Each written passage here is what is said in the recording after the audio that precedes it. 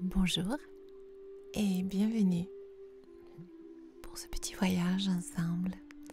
Aujourd'hui, j'ai le goût de te partager le récit initiatique de Lila. Il était une fois, dans les hautes plaines du Tibet, une jeune femme qui depuis de longues heures déjà marchait sur un chemin escarpé. Habitée par le doute, elle regardait le soleil se coucher derrière la montagne, avec la crainte de ne pas trouver un refuge pour la nuit. Ce que vous devez savoir, c'est que Lila n'était pas originaire de cette région.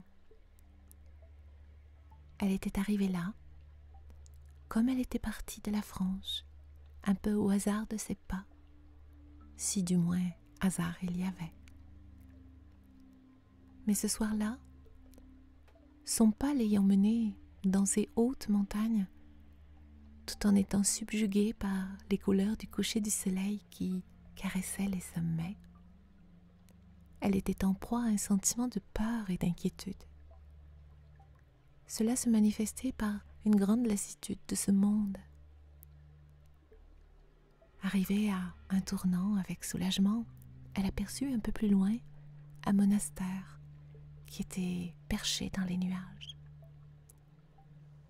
Soulagée de trouver un abri pour la nuit, elle ne l'était cependant pas quant à ce profond découragement qu'elle expérimentait et cette immense tristesse qui enveloppait son esprit et son âme.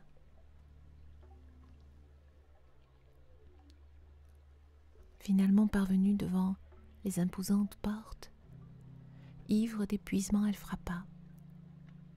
C'est un vieil et sage homme au regard perçant qui lui ouvrit. Après l'avoir saluée, il lui dit « Sois la bienvenue au temple des nuages, jeune voyageuse. En quoi ma modeste personne pourrait-elle t'aider ?» Lila le salua à son tour et lui répondit « Je recherchais un havre de paix pour la nuit. Lorsque j'ai vu votre monastère apparaître dans les nuages et un brin mystérieux, le vieux sage sourit. Eh bien, je dirais que ce sont les nuages qui ont guidé tes pas jusqu'ici. » Il ouvra la porte et se présenta. « Je suis le lama Rinpoche et c'est un devoir pour moi de t'offrir l'hospitalité de notre humble monastère pour cette nuit qui s'avance déjà. »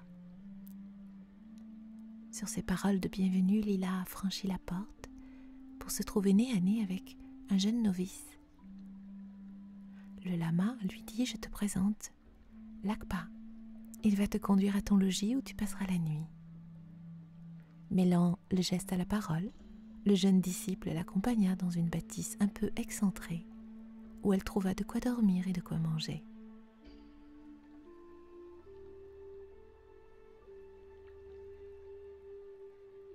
Se retrouvant seule dans cette petite cellule, elle fut de nouveau assaillie par tant de questions, tant de doutes, qu'elle décida de sortir prendre un peu l'air pour contempler les étoiles. Sur le haut du rempart du monastère, elle leva les yeux pour soudain admirer l'impensable voûte étoilée qui brillait de 1000 feux. Tout en contemplant le magique spectacle du ciel constellé, à voix haute, elle dit « C'est tellement merveilleux que de voir cela, alors que tant et tant de personnes souffrent de par le monde et que tant et tant d'injustices règnent ici-bas. Là-haut, c'est si beau, si tout pouvait être ainsi. » Méditative quant à ces mots, Lila regarda les étoiles scintiller lorsque soudain sourdit de nulle part une voix transperça le silence. « C'est vrai ce que tu dis. » Surprise, elle dirigea son regard vers l'origine de la voix pour découvrir le lama Rinpoche assis, qui regardait aussi les étoiles. Il ajouta pourtant « Il est bon de savoir que parfois l'esprit est embrumé, comme peut l'être un ciel de petit matin. Mais alors, il suffit d'un peu de lumière et de chaleur pour que les brumes se dissipent. » Lila s'essaya près du grand lama et avec cœur elle lui avoua: je me pose tellement de questions par rapport à ma vie et au sens de cette vie. Elle laissa s'appesantir un lourd silence avant de continuer. Voyez-vous, à vous, je peux le dire, je me sens tellement inutile. Je me sens petite dans ce monde, alors qu'il y a tellement d'atrocités et d'injustices. Et vous, grand lama, avez-vous trouvé les réponses dans votre croyance, dans votre religion? Le lama Rinpoché soupira avant de lui répondre: oh, les réponses? Mais tu sais, jeune fille, même moi je doute énormément. Vois-tu, je ne suis pas un dieu, je ne suis pas suffisamment sage pour moi-même trouver les réponses à toutes ces questions. En s'émerveillant de la voûte céleste, il ajouta: je crois que Jésus, dans votre Nouveau Testament, a déclaré à peu près ceci: ce que j'ai fait, vous pouvez aussi le faire. Alors, certes, oui, cela paraît simple, mais comment? Après un court moment de silence, il reprit: prenons l'exemple simple d'une petite fourmi.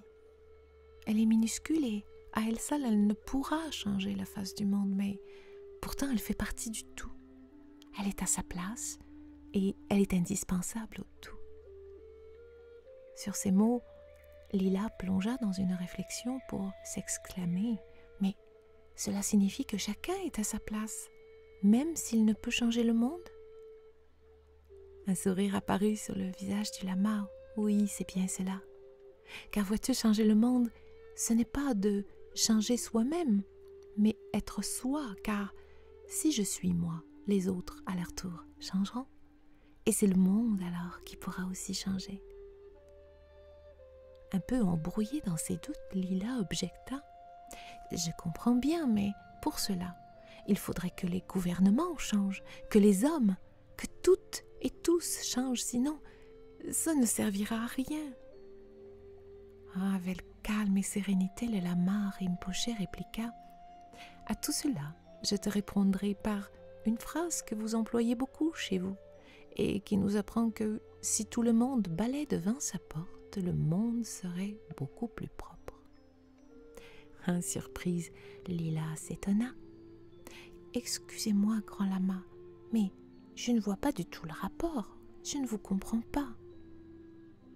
Il lui répondit: et pourtant, vois-tu, en Orient, il est une sagesse des plus similaires qui nous apprend que si tu veux rétablir l'ordre dans ton pays, tu dois rétablir l'ordre dans ta province. Donc, si tu veux rétablir l'ordre dans tes provinces, rétablis l'ordre dans ta ville. Si tu veux rétablir l'ordre dans ta ville, rétablis l'ordre dans ta famille. Et si tu veux rétablir l'ordre dans ta famille, rétablis d'abord l'ordre en toi, en toi-même. La jeune Lila resta silencieuse tandis qu'il ajoutait: en vérité, ma jeune amie, la personne la plus importante, celle qui doit se trouver pour que le monde se trouve, c'est toi, uniquement toi. En cela, ce que tu pourras faire, les autres pourront le faire aussi. Et sur ces paroles, Lila sentit un poids qui s'en était allé. Ce faisant, elle ne se sentit plus responsable des problèmes des autres, ni de sa famille, et elle comprit que toutes ces tentatives de changer les autres seraient vaines et inutiles. En fait, avant tout, il lui fallait être pleinement. Une pensée alors lui vient, elle se tourna vers le lama. Car en fin de compte, et plus simplement, n'était-ce pas plutôt le fait que le lama Rinpoché le soit vraiment? Que le monde, les autres qui l'entouraient, pouvaient aussi le faire? Et sur cela, le lama, comme s'il avait réussi par un grand mystère à lire les pensées de Lila, se leva, posa la main sur sa frêle épaule et se retira en souriant. La morale de ce conte, c'est que la personne la plus importante au monde pour toi, c'est toi. Avec tout mon amour.